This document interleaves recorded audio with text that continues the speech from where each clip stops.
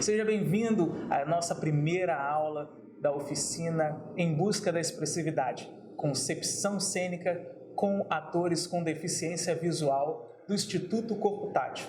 Eu sou Victor Meireles e a gente está aqui para uma oficina maravilhosa. Lembrando que a realização dessa oficina só é possível através da Lei Aldir Blanc, com o Governo Federal, Governo do Estado do Rio de Janeiro, Secretaria Estadual de Economia Criativa, Prefeitura do Rio de Janeiro, Secretaria Municipal de Cultura. Essa é a nossa oficina. Seja bem-vindo e curta. Eu sou Victor Meireles e agora vou apresentar a nossa diretora e professora. Seja bem-vindo e venha com a gente. Marlíria Flávia, é com você. Obrigada, Victor. Bom dia, pessoal. Meu nome é Marlíria Flávia, nome difícil, complicadinho. Marlíria Flávia. Eu sou formada em Letras, Português e Literatura e também sou formada em Artes Cênicas pela Unirio. Eu sou mestre em Diversidade e Inclusão e pós-graduada em Alfabetização de Deficientes Visuais. E trabalhei durante 25 anos numa instituição que vocês devem conhecer, que é referência na área da deficiência visual, o Instituto Benjamin Constant, que fica na URCA, na Avenida Pasteur, 350. Eu trabalhei lá, teatro com pessoas com deficiência visual. E é isso, essa experiência que eu tenho e que há alguns anos eu divido com o Victor Meireles, que a gente resolveu trazer para vocês aqui hoje, tá bom? Sejam muito bem-vindos. Como bem a Marlíria falou e eu já falei, né? Meu nome é Victor Meireles, eu sou artista, ator, arte educador e ativista cultural, integrante do Arte Faz Parte, integrante também como professor voluntário do Instituto Corpo Tátil. E é isso, vocês se preparem porque são 2 videoaulas. Se você está pensando que a gente não vai ter exercício, fica ligado que a gente vai ter sim. Ô Marlíria, como é que a gente começa... Assim, se a gente está falando de concepção cênica com atores com deficiência visual, a gente, enquanto professor, nada mais é, a gente primeiro tem que nos ver. E como é que a gente faz para se apresentar para que os nossos alunos com deficiência possam nos ver?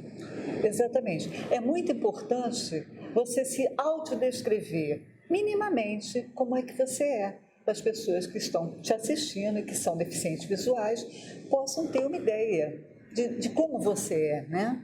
Então eu vou fazer uma audiodescrição minha e depois o Victor vai fazer uma audiodescrição dele, ok? Ok, maravilha.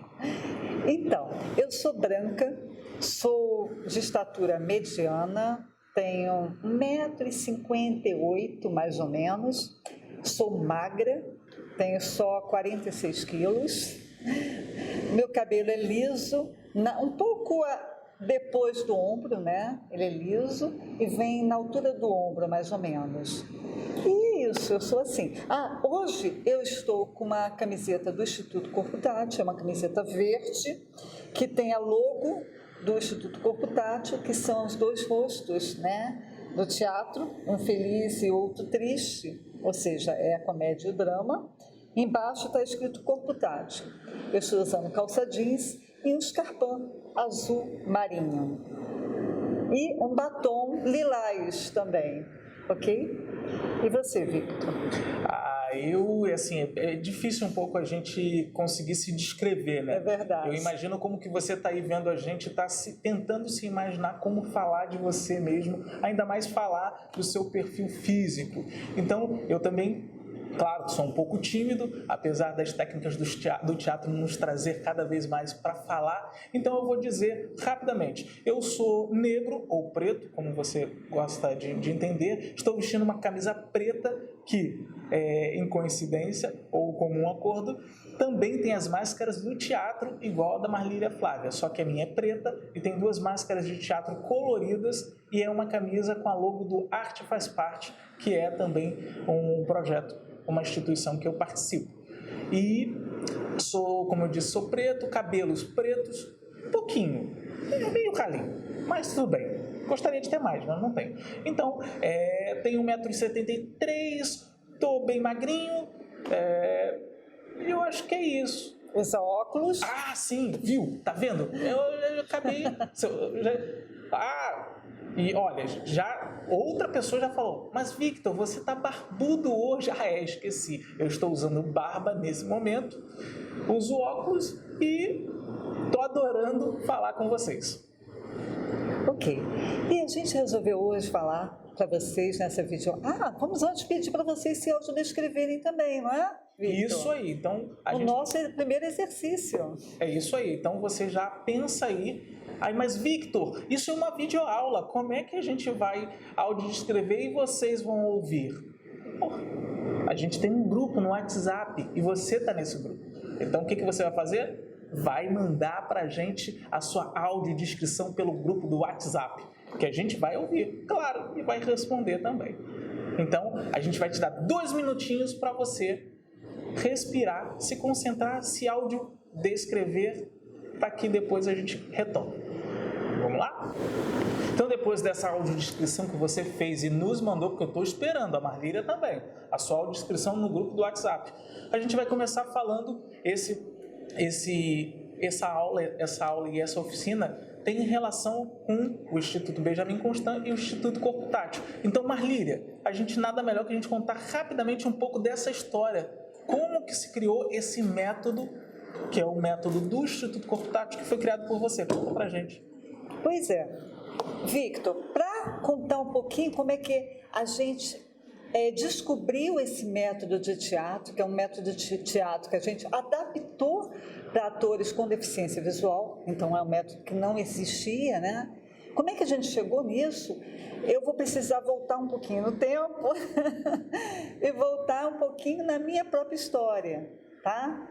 Então eu vou ter que falar um pouquinho de mim, depois eu vou falar um pouquinho do Instituto Corpo Tátil e do nosso trabalho. Então eu vou falar para vocês um pouquinho da minha história pessoal e profissional dentro do Instituto Benjamin Constant, ok? Em 1993, eu fiz um concurso, eu tinha feito um estágio dentro do Instituto Benjamin Constant, um estágio pela Unirio, um estágio de teatro com crianças cegas, que foi um estágio cheio de erros e acertos, né? Porque a gente não estava preparado para trabalhar teatro com cegos. Nós fomos preparados na Unirio para trabalhar teatro, mas com pessoas que enxergavam e não com pessoas que tinham deficiência. Então a gente fez um estágio em 1993 no Instituto Benjamin Constant, em que a gente errava, acertava, aprendeu muito e ficou. E no final desse ano eu fiz um concurso para trabalhar no Instituto Benjamin Constant e passei. E a partir de 94 eu comecei a trabalhar como professora de teatro para crianças com deficiência visual. E pânico total. Porque, imagina, hoje em dia a gente tem, né, Victor, várias dissertações, livros, falando sobre teatro com deficiente visual. Mas naquela época, em 94, não existia praticamente nada. Eu consegui achar 2 livros apenas que falavam um pouquinho de teatro com deficiência visual. Mais nada. Então, eu cheguei e falei, e agora? Como trabalhar com essas crianças? Como é que eu vou trabalhar teatro com crianças cegas? O teatro parte do ver, e eles não têm esse ver. E aí eu comecei a ouvir as pessoas. E eu lembro que os professores, até mesmo os professores cegos das crianças, e os pais também, eles queriam que eu trabalhasse coisas visuais com aquelas crianças, entendeu? Tipo, ensinar movimentos de videntes para as minhas crianças cegas. Como se fosse reproduzir algo que... Reproduzir movimentos videntes de pessoas que enxergam, né? Então era dançar a música da Xuxa, fazendo gestinhos e essas coisas todas. E eu ficava muito na dúvida, eu falava, peraí, mas será que é isso? E aí o pessoal falou, não, ensina eles a dar beijinho, ensina a mandar beijinho, ensina a fazer gestinho. E eu falava, será que é isso que é para fazer? Será que esse é o certo? E aí foi então que eu Um dia, no ponto de ônibus, em frente ao Benjamin Constant, eu encontrei uma ex-professora minha da Unirio, que era professora de expressão corporal. E aí, quando eu falei para ela que eu trabalhava com cegos, teatro, ela disse: nossa, mas que legal, eles devem ser muito mais criativos do que a gente, né, Marlíria? Aí eu falei: ué, peraí, como assim? Como assim, ué? Todo mundo está dizendo o contrário, né? Que falta alguma coisa, que eles são inferiores, e agora você diz que eles são mais criativos do que a gente? Como assim? E ela disse: sim, Marlíria, porque eles não têm a imitação para aprisionar, como nós temos. Ou seja, eles têm muito mais facilidade de criar, né? Qualquer coisa, a partir das coisas que eles percebem. Nós, desde pequenininhos, somos condicionados a fazer movimentos daquela maneira certa. E aí, quando eu entrei no ônibus, eu pensei, falei: não é que ela tem razão? Na verdade, não é fazer com que eles tentem reproduzir a cultura vidente, mas eu tenho que fazer o contrário, eu tenho que entender a cultura cega. Como é que o cego percebe o mundo? E a partir dessa percepção de mundo, como é que eles conseguem reproduzir isso corporalmente, através do corpo deles. E esse foi o gancho para começar minha pesquisa. E é interessante que aí dessa forma realmente o teatro traz o seu sentido, que é essa liberdade, é a construção. Exatamente. Porque se a gente copia, não necessariamente a gente está construindo com essa liberdade. Exatamente. E quando você copia, Victor, vem de fora para dentro. Isso. Entendeu? Então, de certa forma, teu movimento fica mecanizado, principalmente para o cego, né? Porque ele está copiando uma coisa que não faz parte do mundo dele, da percepção dele. Então, fica um movimento, de certa forma, mecanizado, né? Então, quando ele cria a partir da percepção de mundo dele, da forma como ele percebe aquilo, é mais natural, entendeu? É mais orgânico. Sem dúvida, é ele expressando o que ele sente. Exatamente. Diferente do que ele copiar. Se ele copia, ele não tem todos os sentimentos, todas as emoções que deveria ter. Exatamente. Eu já ouvi falar algumas pessoas de diretor, por exemplo, que falam: toca no meu rosto, percebe a minha expressão de raiva para você fazer igual. Mas a expressão de raiva do diretor é dele, entendeu? Mesmo entre nós videntes, cada um vai expressar a raiva da sua maneira. Percebe? Então, não é porque eu toco no rosto do diretor e vejo a expressão de raiva dele que eu vou conseguir reproduzir de forma orgânica essa raiva em mim, entendeu? No meu corpo. Então, o importante foi quando eu percebi isso, era se eu quero trabalhar a expressão facial de raiva e o corpo de raiva no meu ator, eu tenho que fazer com que ele vivencie uma situação de raiva no cotidiano dele. Uma situação, entendeu? Que leva ele a essa sentir emoção. Raiva, exatamente, a sentir raiva e expressar da maneira dele, a raiva dele. É isso. Tá? E aí, quando foi em 2003, eu montei o meu primeiro grupo de teatro, que era o grupo Benjamin Constant ainda, que era um grupo com alunos do Instituto Benjamin Constant, e nosso objetivo era levar para todo o Rio de Janeiro, para fora, o potencial artístico do ator com deficiência visual. E aí a gente apresentou em vários lugares pelo Rio de Janeiro. Quando foi em 2015, esse grupo se transformou no grupo Corpo Tátil, que é o grupo que existe ainda hoje, e que é formado por atores com deficiência visual, mas que são ex-alunos do Instituto Benjamin Constant. Então, todos são adultos.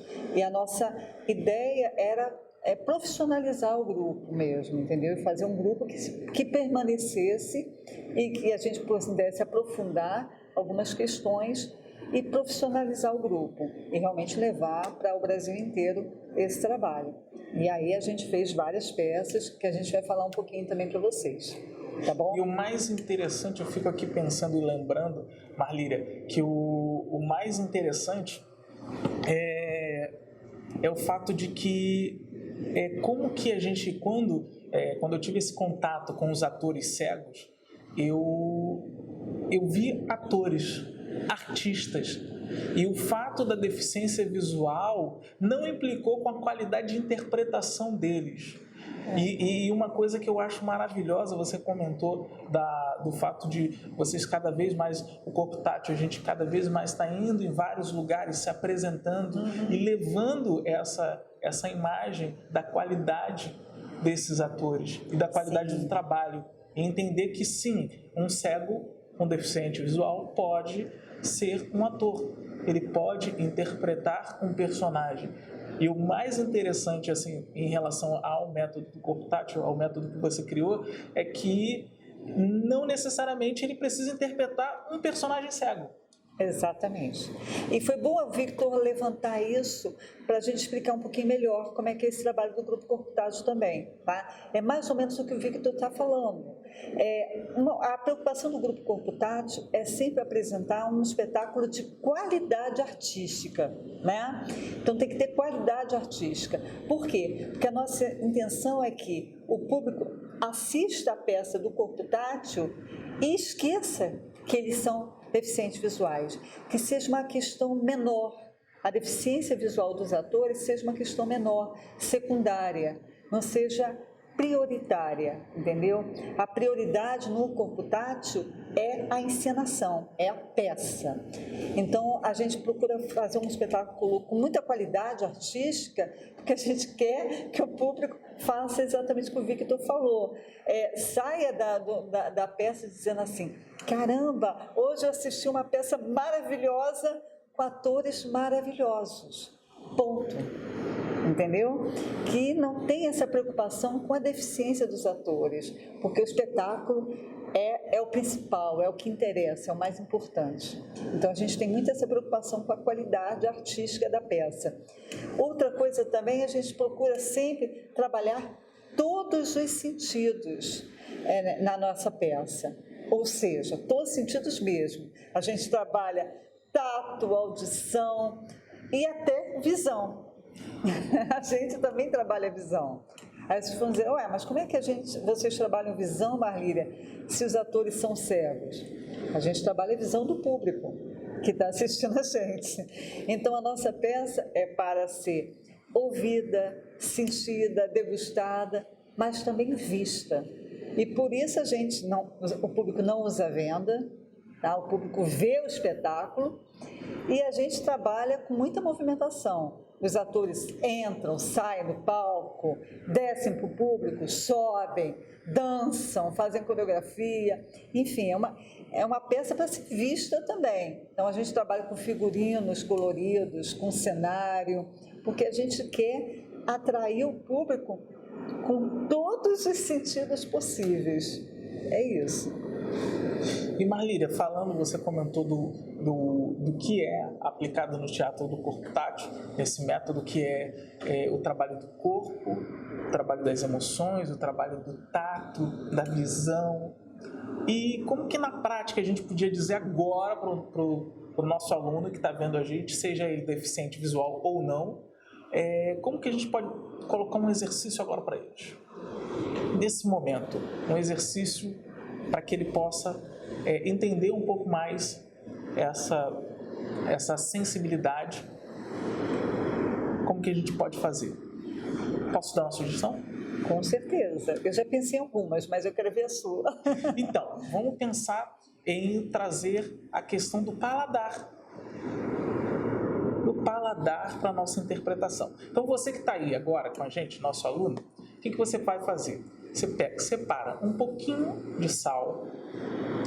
Se você tiver pimenta, cuidado com a quantidade. Açúcar, que é isso normalmente, e café. Se você tiver esses 4 itens é muito fácil da gente conseguir. Em casa tem sempre. E, lembrando, a gente tem que estar em casa enquanto a pandemia está acontecendo, isolamento, sempre em casa. Por isso que a gente está aqui através da videoaula. Então, você pegando, separou esses potinhos, pega um por um, claro, uma garrafinha d'água, pega uma pitadinha de sal, coloca na língua e fica uns 10 segundos sentindo esse gosto. Pensa, respira, inspira e tenta sentir o que esse gosto traz para você. Se você quiser, escreve num papel ou grava um áudio e depois manda para a gente o que você sentiu ao provar o sal, ao provar a pimenta, ao provar açúcar e ao provar o café. A partir daí, você vai perceber que cada item desses 4 itens vão te dar emoções e experiências diferentes. E a partir daí, que a gente vai esperar, claro, vamos esperar pelo menos 1 minutinho ou 2, para que você faça isso. E coloca no WhatsApp pra gente o que você sentiu, o que você percebeu dessa experiência.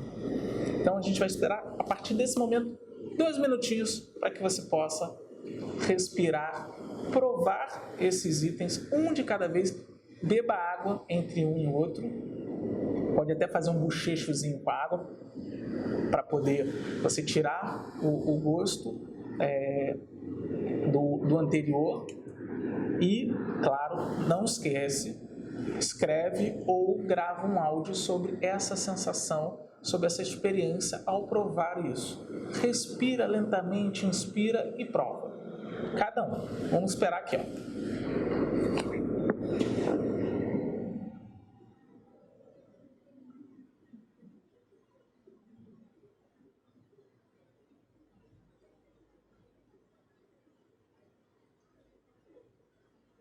Então, e agora, o que a gente vai pedir para você? Simples. Pega uma frase. Marlíria, tem uma frase? Gostoso. Então, pega essa frase, gostoso, e pega a experiência que você teve em cada um dos ingredientes e aplica nessa frase. Ah, Victor, como assim? Vamos supor, o açúcar. O açúcar é docinho, né? E aí te dá aquela emoção de... Gostoso. Ai, alegria. Marlíria, e a pimenta? Gostoso. E o café? Amarguinho. Gostoso. Perceberam? É isso. Então tá aí mais um exercício para a gente compor aí nossa videoaula. E agora, Marlíria, continuando, é com você. Beleza. Aí eu falei com vocês que no início do meu trabalho, eu percebi isso, que eu tinha que entender o mundo da pessoa cega e não fazer com que elas viessem e compreendessem o meu mundo, né, de vidente. E a partir daí, claro, como compreender, como fazer com que essa criança expressasse como ela percebia o mundo? Através da vivência, a gente falou. Então, eu fui criando várias vivências dentro do meu trabalho de teatro. Tudo deveria ser vivenciado. Minha sala de teatro ficou cheia, tomada por objetos, por coisas. E, às vezes, a gente saía da sala e ia dar aula do lado de fora, que era para poder perceber árvore, para poder perceber folhas, pedrinhas, etc. Mas, hoje, especificamente, a gente vai falar de montagem de peça. Como é montar uma peça com atores com deficiência visual, né? E aí, claro, todo curso de teatro surge um momento de montar uma peça, sempre. E quando chegou no momento de montar a peça, eu falei, peraí, mas qual é o método de teatro que eu posso basear esse trabalho? Um trabalho que parta da vivência desse texto, né? De compreender esse texto de dentro para fora e não de fora para dentro. E aí eu comecei a pesquisar vários métodos e achei um, que é o que eu vou falar para vocês, que eu baseei o meu trabalho e que eu não sigo, claro, da maneira como ele fez. Eu adaptei o método dele para o meu trabalho. É isso que a gente vai fazer. Eu vou falar um pouquinho do método dele, como é que ele criou, e como funcionava e como eu adaptei para o corpo tátil esse método. Lembrando agora que você que está assistindo pode se basear em outros métodos, né? Existem vários. Existe Brecht, Grotowski, Arthur. Você vai procurar o método que você acha melhor e que pode embasar o seu trabalho. A gente aqui só vai dar né? Sim. Vamos dar uma ideia, um modelo para você. E você também pode pegar esse e adaptar do seu jeito, ok? Então, o método que eu encontrei na hora de montar peça foi o método das ações físicas, também chamado de método da análise ativa, criado por Stanislavski. Stanislavski foi um diretor de teatro russo, e ele foi ator, diretor e também escreveu vários livros sobre o método dele. E no final da vida dele, nos 3 últimos anos de vida, ele criou esse método que eu trouxe aqui para vocês, que é um método da análise ativa, também chamado de método das ações físicas. E eu vou falar rapidamente, mais ou menos, como é que é o método dele, como é que funcionava com ele, ok? E depois a gente vai falar como é que eu e Vitor trabalhamos isso no corpo tátil, ok? Vamos lá. Então, a primeira coisa que o Stanislavski dizia é que, nesse método, o ator não tinha que analisar o texto como a gente conhece hoje, né? Sentado na cadeira, lendo a peça e analisando, discutindo, e depois de um mês discutindo, é que vai para o palco e começa a ensaiar. Eles diziam que não. Desde o primeiro momento, o ator tinha que analisar a peça já encenando, já improvisando. Ou seja, tinha tudo a ver com o que eu queria, né? Nada de ninguém paradinho analisando, mas partindo para a ação, para a vivência. E aí, por isso que eu gostei já. E aí, o que ele fala? Que no primeiro dia, ele reunia os atores e pede para alguém da área de literatura, um professor da área de literatura, ler a peça para todos os atores e fazer o que ele chamava de leitura branca, ou seja, sem nenhuma entonação, nada disso, para não sugestionar o ator. Então ele fazia uma leitura branca. Depois que ele terminava essa leitura branca, ele passava a discutir com os atores sobre a peça, né? Como é que era a peça, qual é o enredo dessa peça, qual é a historinha da peça, né? Então vamos dar aqui como exemplo o Romeu e Julieta, né, de Shakespeare.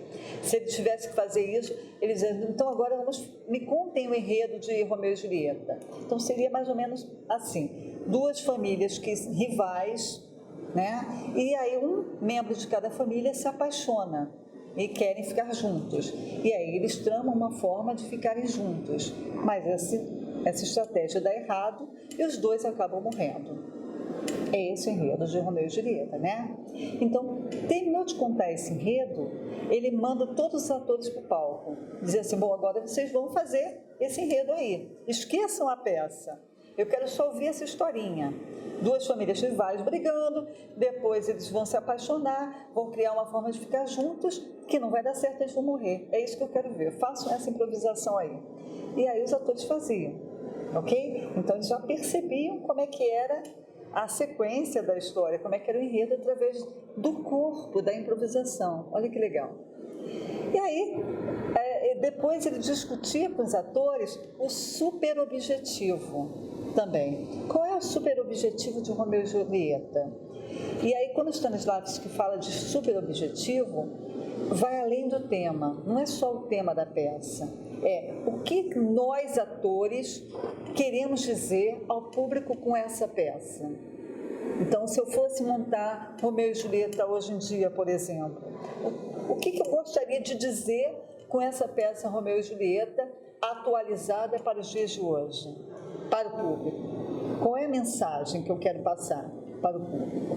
E isso é legal, um superobjetivo, porque faz com que os atores consigam trabalhar de forma uniforme. Todos estão trabalhando aquela peça com o mesmo objetivo, entende? De passar aquela mensagem para o público. E não importa se o público vai perceber qual é o superobjetivo, entendeu? O superobjetivo é para os atores, para motivar os atores à ação, a representar aquela peça. O público não importa, o público só vai sentir aquilo, vai receber aquilo e vai intuir, de repente, o que os atores quiseram passar para eles, ok?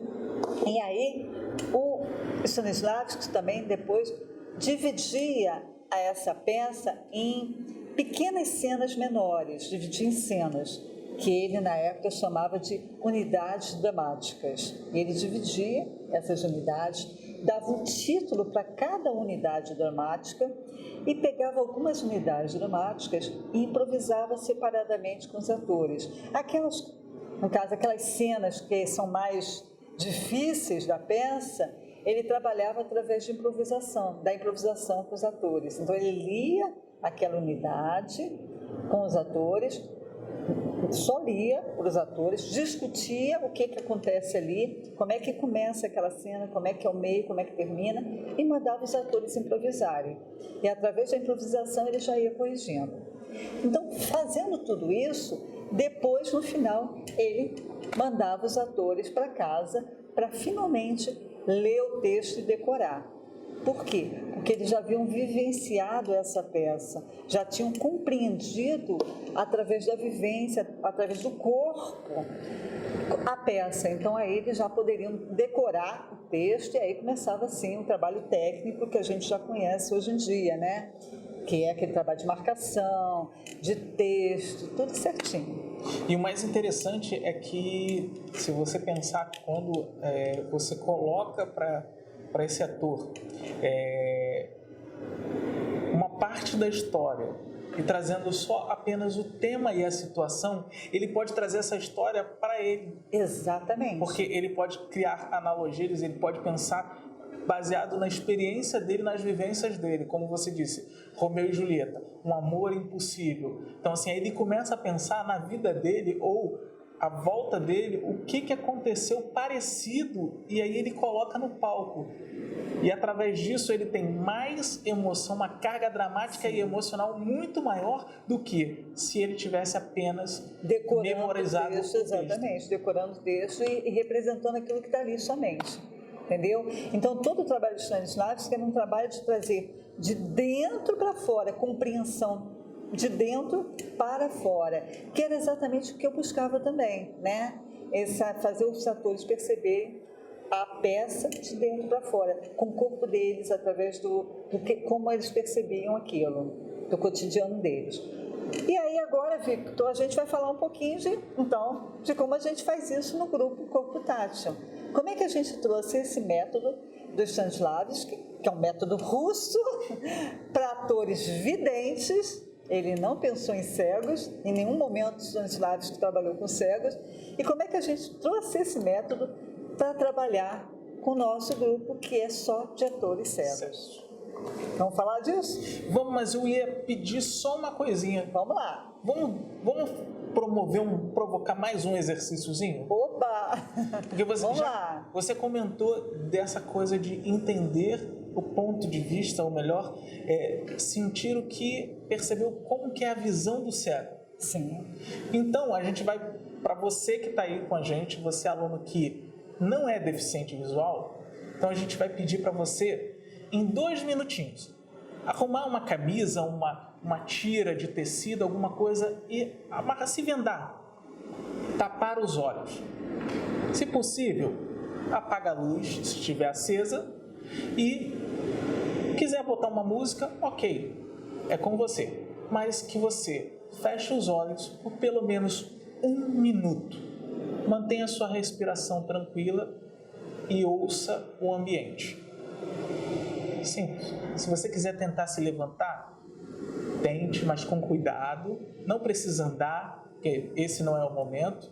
Mas o melhor a se fazer é só senta, coloca uma venda, tapa os olhos e fica 1 minutinho com os olhos vendados, fechados, totalmente.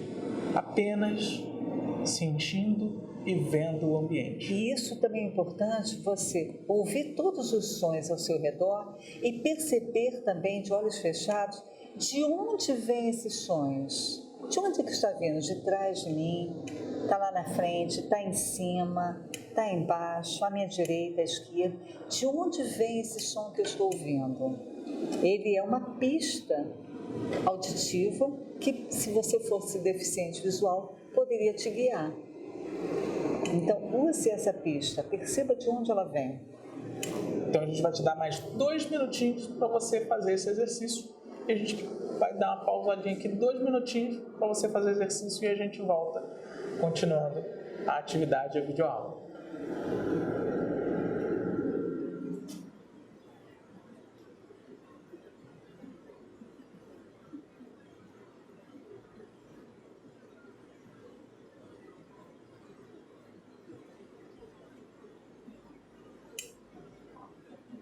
Então, Vocês fizeram? Foi bom? Conta pra gente aí no WhatsApp depois como vocês se sentiram. Porque é muito importante, o teatro é isso, é troca e experiência totalmente. A gente já está quase chegando ao finzinho da nossa primeira aula. Eu acho, Marlília, que a gente vai ter que deixar dar só um pouquinho para que eles possam já ficar atentos para a próxima aula.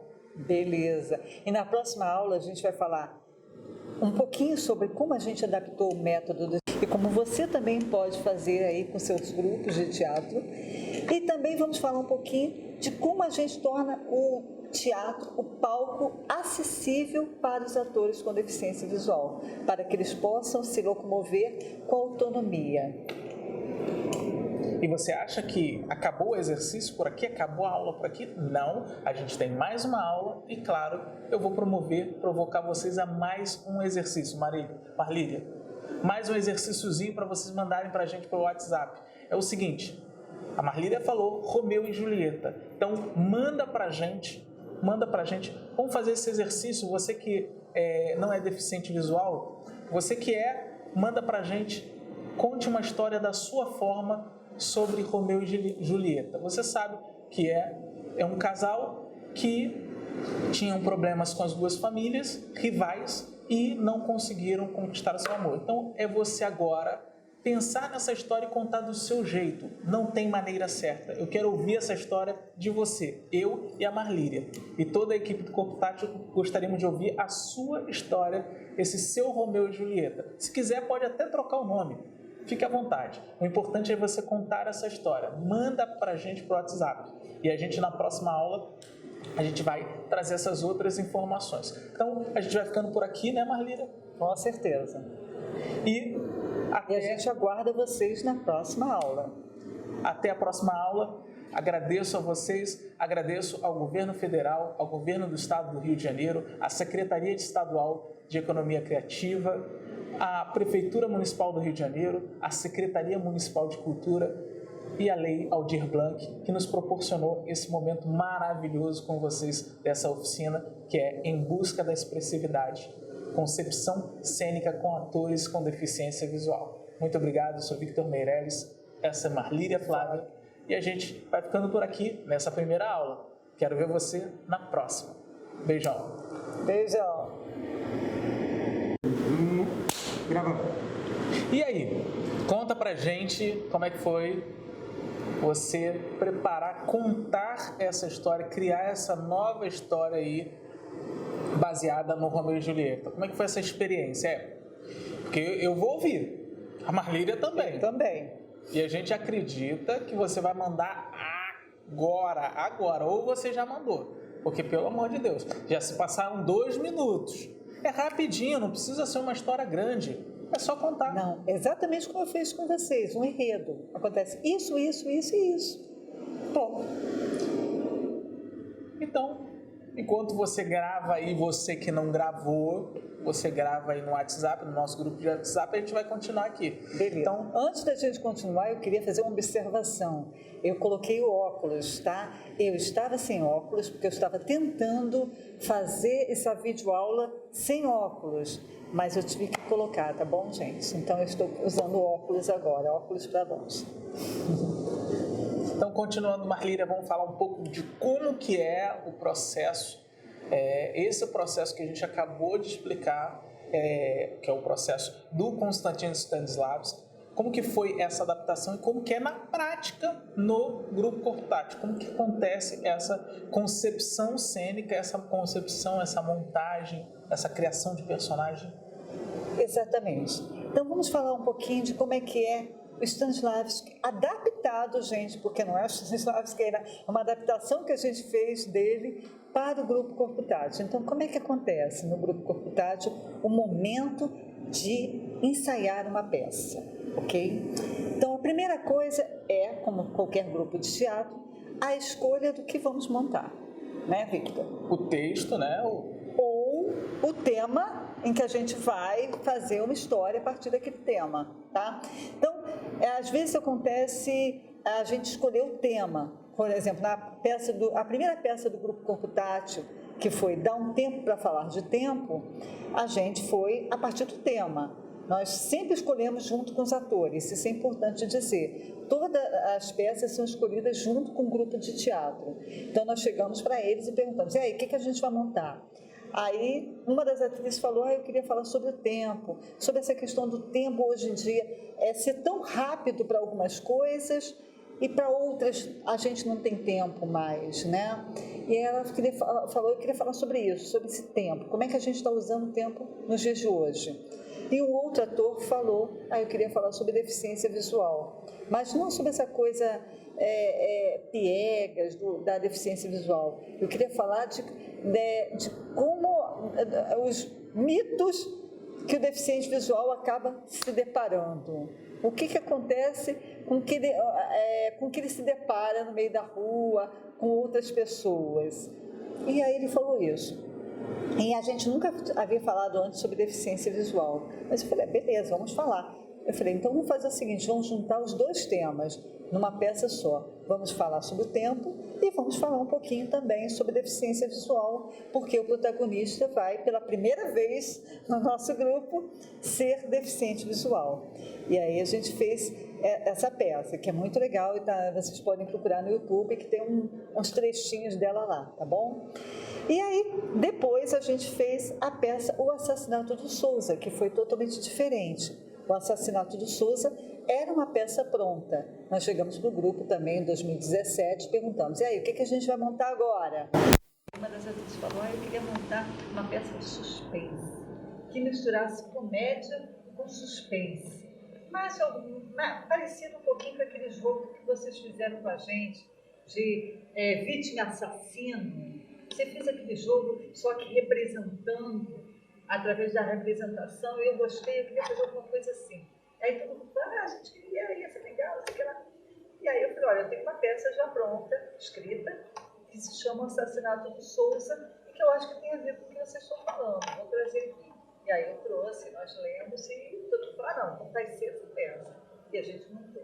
Então, esse é o primeiro momento, a escolha do que a gente vai montar, que é sempre feita junto com os atores. É importante que o ator queira montar aquela peça, queira participar daquele trabalho, tá?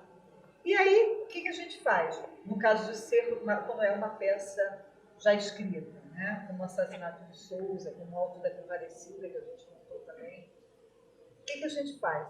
A gente traz essa peça, mas não traz ainda um braille em tinta ampliada dos atores, não. A gente traz só uma cópia e nós da equipe lemos essa peça para os atores. No caso, eu, Victor leu um dos personagens, a Aline, a Francine, enfim, as pessoas da equipe lemos essa peça para eles. E eles só escutam a peça. Aí vocês vão dizer assim, ué, Marília, mas por que cada ator não recebe o texto em braille, ou então em tinta ampliada, para que eles possam acompanhar a leitura, ou possam ler também, em vez de vocês? Porque a gente não quer isso exatamente, a gente não quer que eles fiquem presos à leitura, entendeu? Porque o que acontece? Quando você faz leitura em grupo, aí, às vezes um momento, peraí, eu estou virando a página ainda, peraí, eu me perdi aqui, não sei o que. E E aí o que acontece? O ritmo da peça acaba se perdendo com aquilo. E também quando você tira esse texto dos atores, é como os Stanislavski que diz, ele só ouve. Então ele vai imaginando aquela história, imaginando aquela peça, coisa que ele não poderia fazer se ele estivesse lendo. Então, nesse primeiro momento, a gente quer que ele ouça e que ele se imagine fazendo aquela história, perceba todas as nuances da história, o enredo, tudo. Então, ele só ouve. O mais interessante, Marlília, é que você pensar que ao você só ouvir esse texto, é o que você bem falou, ao você só ouvir, você está mais concentrado nisso, você não divide. Porque ao você ler, seja em braille, em tinta ou através do computador, você está com a metade da concentração na leitura, você está com a atenção da leitura, preocupado em ler bem, em como a sua leitura está sendo para aquele que está ouvindo. Exatamente. E você deixa de viver aquele texto, de sentir aquele texto. E ao você viajar naquela história, construir aquelas cenas dentro do seu inconsciente. Exatamente. Então é isso que a gente quer, entendeu? E por isso, nesse primeiro momento, os atores só ouvem a peça. E assim que a gente termina essa leitura, a gente faz uma discussão da peça com os atores. Então é exatamente o que a gente falou aqui. Qual é o enredo? Qual é a historinha dessa peça? Como é que começa? Qual é o clímax da peça e como é que ela termina? A gente discute esse enredo com eles, né? E aí também discute o super objetivo. O que a gente quer dizer com aquela peça para o público. E aí, lembrando, né, Victor, uma vez eu montei o Mágico de Oz com o grupo Benjamin Constant lá atrás, em 2003, e aí eu comecei a discutir com os atores o que a gente ia passar para o público com o Mágico de Oz. E aí, entre várias discussões, alguns disseram, e eu achei isso muito interessante, eles disseram, não, o que a gente quer dizer é que, como o Homem de Lata, o Leão, e o Homem de Lata, Leão, e qual era o terceiro personagem? Homem de Lata, Leão... O Espantalho. E o Espantalho, isso, obrigada. Então, como eles achavam que não tinham coração, não tinham coragem, também nós, muitas vezes, que somos deficientes visuais, também imaginamos que a gente não consegue fazer aquilo, a gente não tem aquilo, a gente não é capaz de fazer aquilo. Mas também, como esses personagens, a gente percebe que se a gente buscar, se a gente se empenhar, nós também somos capazes de fazer muitas coisas. E aí, quando eles disseram isso, eu falei, nossa, é isso, é o nosso super objetivo, é isso que a gente vai passar para o público, que muitas vezes nós nos achamos incapazes de alguma coisa, mas que se a gente se esforçar, a gente também pode superar essa nossa dificuldade. Se a gente caminhar por essa estrada de tijolos amarelos, seguir esse caminho em direção ao sol, a gente vai chegar lá, né? Então isso é o super objetivo que eles, como crianças, embora eram crianças, eles conseguiram entender e a gente chegou a isso. Então também no assassinato do Souza a gente também discutiu, aí eles falaram, não, a gente quer discutir a importância que as pessoas dão no dia de hoje ao dinheiro, em vez de ser pessoa, ser humano. E é isso que a gente passou para o público, ou tenta passar para o público com a nossa peça, né? Então, o super objetivo é muito importante, ele une os atores numa mesma mensagem.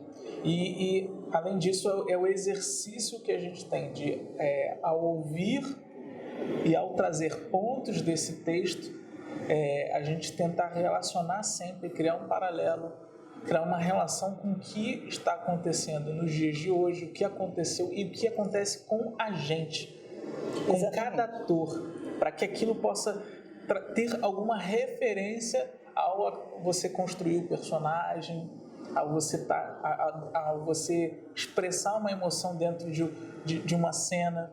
Então, isso também é de grande importância, você criar esse paralelo Por isso que a gente tem esse processo de pegar trechos da peça, dividir entre eles, criar um exercício prático que leve eles a ter alguma relação com esse espetáculo, com essa emoção, com esse personagem que a gente quer criar.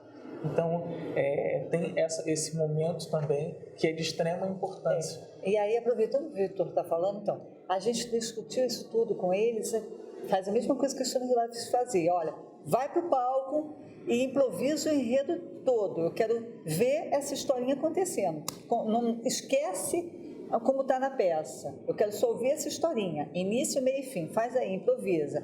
E a gente faz, não tem ator definido ainda no personagem, isso é importante dizer. Todo mundo faz todos, né? E aí improvisa. Fez assim, fizemos, a gente terminou a improvisação, senta e discute. E aí, o que vocês acharam? O que vocês perceberam? Vamos fazer de novo, agora mudando todo mundo, mudando os atores e os personagens? Vamos fazer.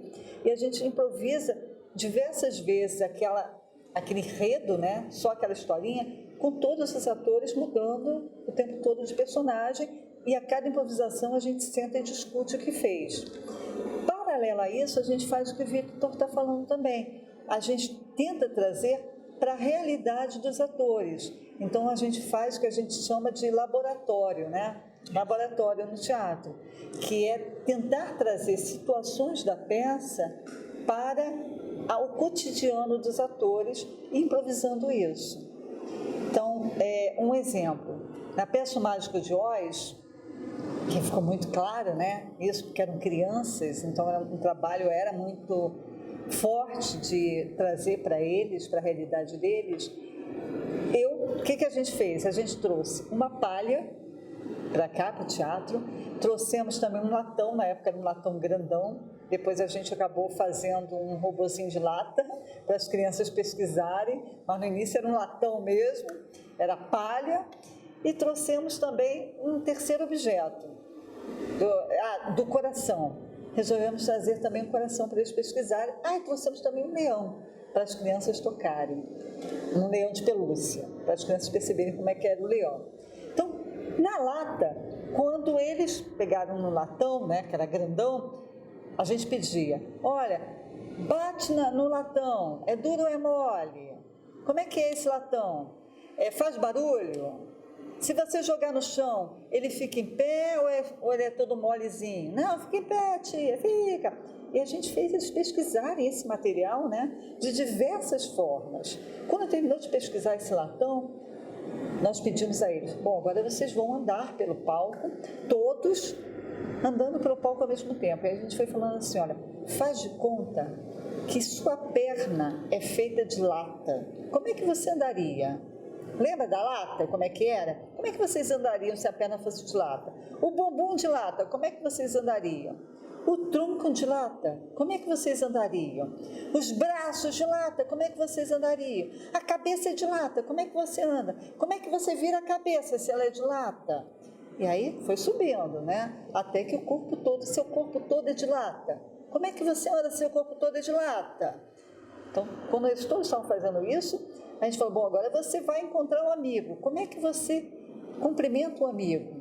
Naquela época não tinha pandemia ainda, né? Então a gente podia se tocar. Então, como é que você cumprimenta um amigo se você é de lata? Como é que você dá um abraço no amigo se você é de lata e ele também? Como é que você conversa se você é de lata?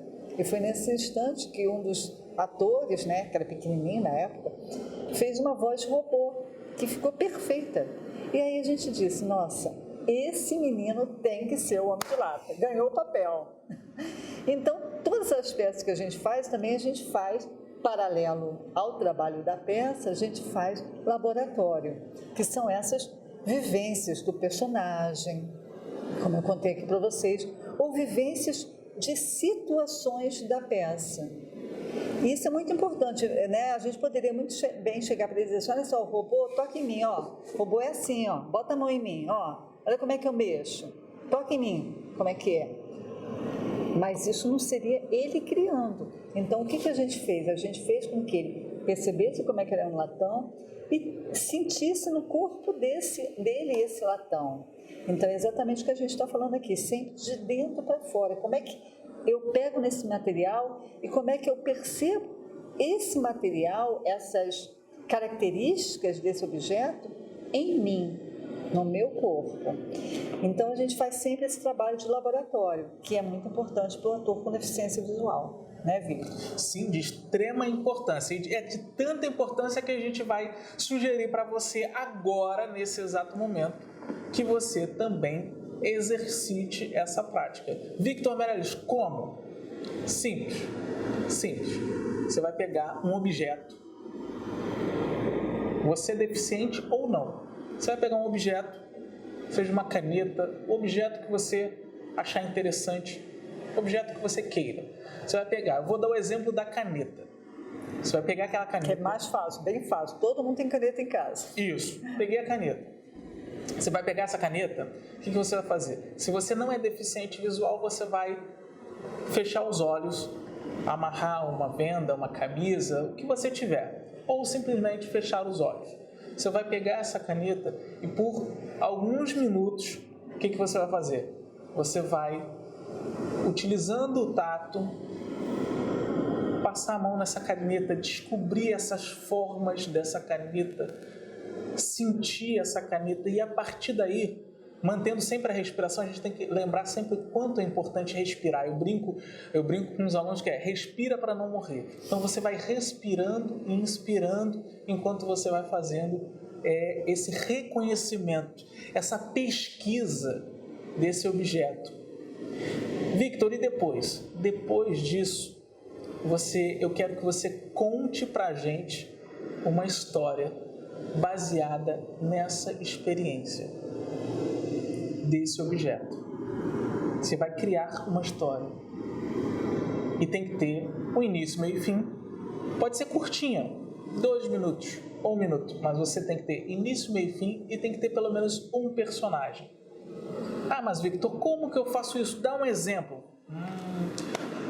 Esse povo que quer tudo tem que ter exemplo para facilitar. Olha o que a Marlíria falou, a gente tem que construir essa coisa de sempre imitar, pegar exemplo, mas vou facilitar. Vamos supor, se fosse eu, Victor Meirelles, peguei lá a canetinha, tô aqui, senti ela, percebi que ela é um pouco, tem uma ponte, é um pouco pontiaguda num lado, do outro lado ela é meio arredondada, tem a minha caneta, é aquela caneta que é mais comum, não vou falar o nome porque a gente não está recebendo nenhum tipo de patrocínio público, então, e aí eu peguei, e aí eu falo, José.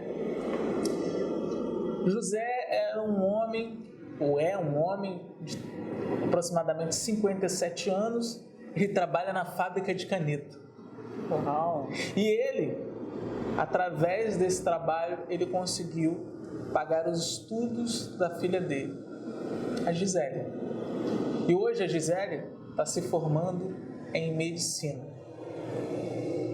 E ela está muito feliz, porque ela assinou lá tanto o artigo dela, o trabalho final, tanto o diploma dela, o recebimento do diploma, com uma caneta que o pai fabricou.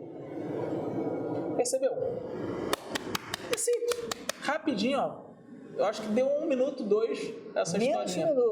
Menos de um minuto. É isso que a gente quer que você faça agora, esse exercício, e manda pra gente no WhatsApp, lá no grupinho do WhatsApp que a Francine fez pra gente. Então, manda lá que a gente quer ouvir o objeto. Aí você manda dizendo o objeto que você está pesquisando e você também conta essa historinha a partir dessa pesquisa, desse laboratório, desse objeto. E se você quiser descrever esse objeto antes, seria maravilhoso pra gente. Lembrando, se você não é deficiente visual, fechou os olhos. Agora eu vou dificultar um pouquinho o trabalho do Victor, porque tem uma coisa que pode ser bem interessante você fazer também. Em vez de você escolher esse objeto, pedir, se você tiver alguém na sua casa, pedir para essa pessoa escolher esse objeto enquanto você está vendado. E essa pessoa vai trazer esse objeto, que você não sabe qual é, e aí você vai perceber esse objeto, perceber que objeto é esse, e aí você vai perceber todas as características desse objeto como se fosse a primeira vez. E a partir daí, você vai criar uma história, ok? Ó, fixou. Muito legal. Então vamos aí, ó. Eu acho que essa daí é o segundo passo, eu acho que é o segundo. Faz o primeiro exercício, você escolhe o segundo, e eu acho que ainda melhor, você que não é deficiente visual, que esse objeto, você peça que essa pessoa traga sem você ver o que é. Não, você tem que estar vendado já. A pessoa vai trazer o objeto, você está vendado. Você não sabe que objeto é esse. E ela também não vai falar, ela vai colocar na sua mão. Entendeu? Então, são 2 exercícios. Primeiro você escolhe, o segundo é a pessoa que escolhe por você. E é isso aí, minha gente. A gente está chegando no finalzinho dessa aula. A gente está te esperando para a próxima aula e... Enfim, a gente vai conversar um pouquinho mais sobre isso agora na próxima aula, né, Victor? Agora não. Daqui a pouquinho você vai receber, através do nosso WhatsApp, um outro link com a outra aula. Então, a gente vai ficando por aqui. Eu, Victor Meireles, Marlíria Flávia, e agradecendo sempre ao Instituto Benjamin Constant, que é a nossa sede, que é o nosso espaço onde são realizadas presencialmente. Claro que na pandemia a gente não está realizando, por isso que estamos aqui online com vocês nessa videoaula. Então, agradecendo ao Instituto Benjamin Constant, agradecendo também a Lei Aldir Blanc, que possibilitou que a gente pudesse estar fazendo essa aula com vocês, essa videoaula, o Governo Federal, o Governo do Estado do Rio de Janeiro, Secretaria Estadual de Economia Criativa, ou melhor, Secretaria Estadual de Cultura e Economia Criativa, a Prefeitura Municipal do Rio de Janeiro, a Secretaria Municipal de Cultura e, claro, a todos vocês, que sem vocês a gente também não estaria aqui produzindo esse material para continuar fazendo arte. Então, fica ligado na próxima aula de Em Busca da Expressividade, Concepção Cênica com atores com deficiência visual. Beijo grande. Até mais.